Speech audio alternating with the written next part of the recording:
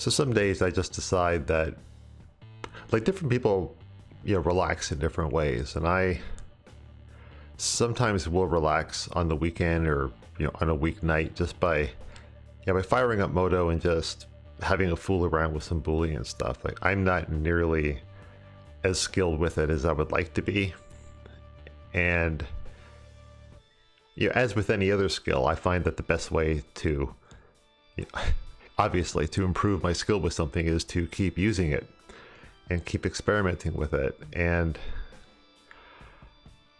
this thing took a few interesting turns. The end piece is not all that impressive or anything like that, but it sort of turns into like a flying sort of space ball camera thing with a handle on the back. But whatever, there really was no design going into this. It was just sort of like a playground.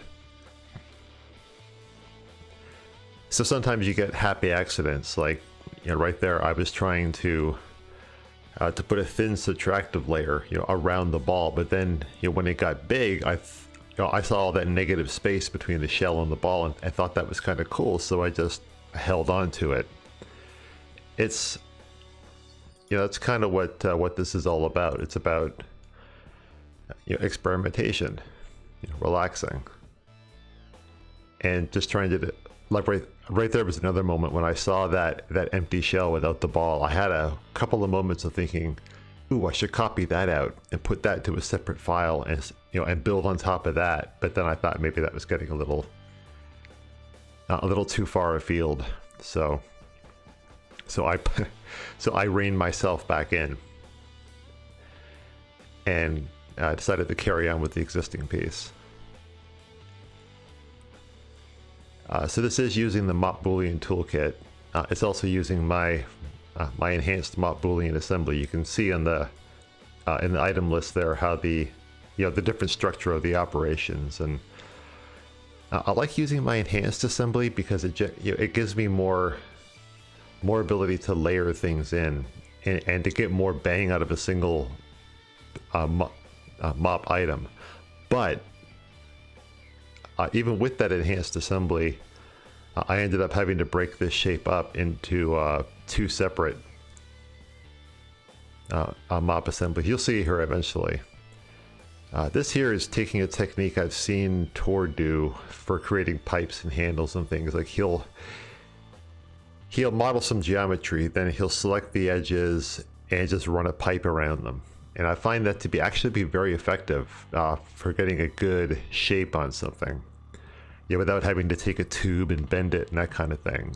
I find that working with a solid piece of geometry, for simple stuff, like a handle or a exhaust pipe sticking out of something, it's actually much faster to do it that way, at least for me, than fooling around with a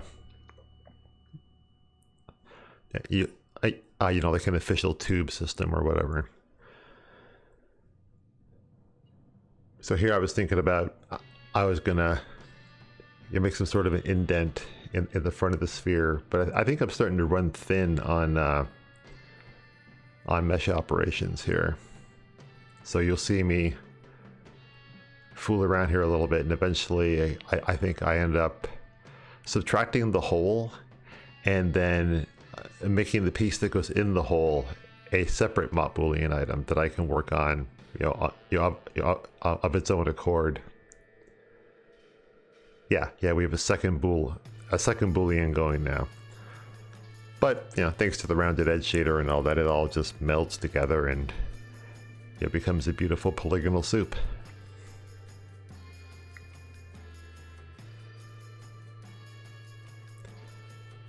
So I got some good feedback off the last video. I really did appreciate the discussion that took place, and I think, these more casual videos are definitely going to be the way that I go forward, at least for now. At least for now. I think there's a lot of value here.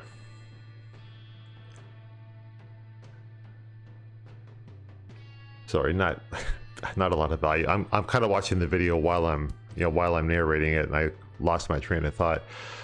These are easier to produce, and I think there is good value here, because you can see how I think in real time and that kind of thing. This video is obviously sped up quite a bit. Now you can see how I work with the MOP Booleans as well. I typically will expand the driver folder and work directly with the mesh items inside. You're copying and pasting things to them.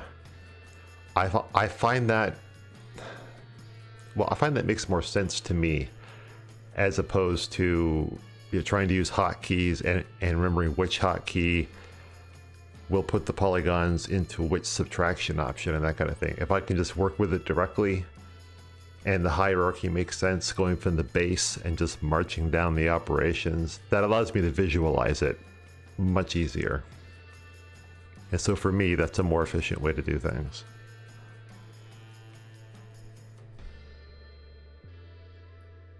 But yeah, I guess the whole point of this video is just to encourage you to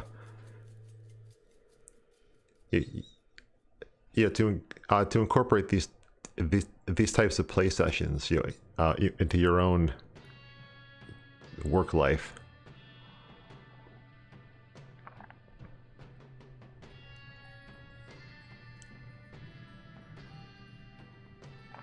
Having this sort of relaxing, laid back kind of, I'm going to do this and I don't care if it turns out, to be cool or whatever. There's no pressure. There's no client waiting for this work. It's just stuff that I'm doing to keep my mind,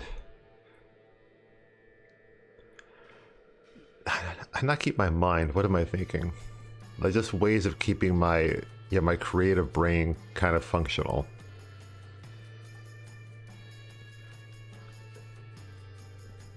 Oh yeah, now we're going to experiment with putting some ventilation holes in the back. These turned out to be too big and chunky, and if it was client work, I probably would have,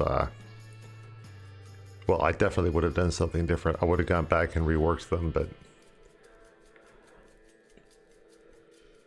yeah, but this is what it's all about.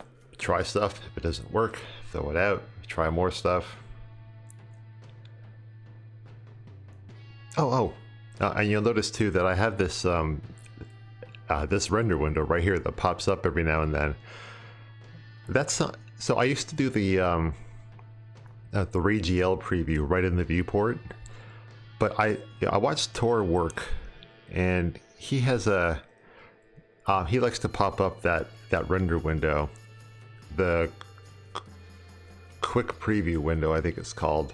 But I have it on a hotkey that fires off a macro right now. But yeah, so I have a macro basically. Let me talk about that for a second. I have a macro that selects the camera object in the scene.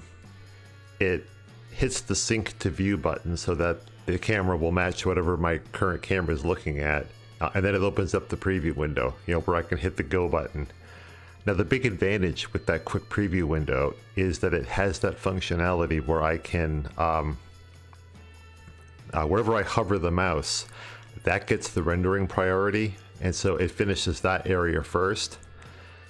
That's fantastic for just, when you're thinking, is this going to merge correctly, or is this enough of an opening that it's noticeable and that kind of thing. And having that quick preview where you can just hover that mouse right there, I wanted to see what that top crack looked like, so I just kind of scrubbed the mouse over it, and it just rendered that out first. That's super useful, and I'm finding that to actually be more helpful than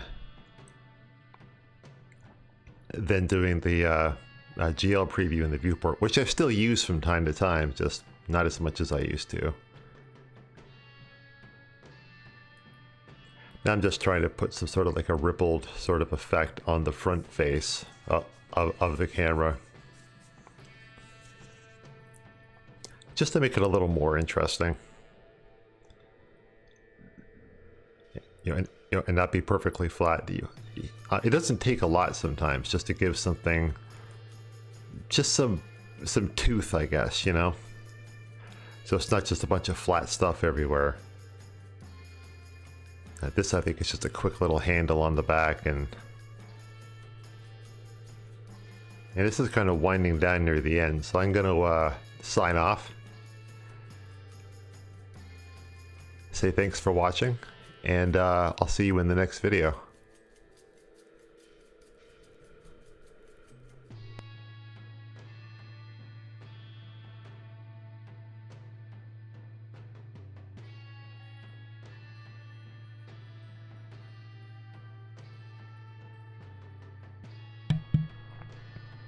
Oh, before I go, I'll say that if you're interested in looking into my enhanced MOP Boolean assembly a little more, there's a link down in the description that'll take you right to it. There's a video explaining what it is and all that kind of stuff, so check it out if it looks interesting to you.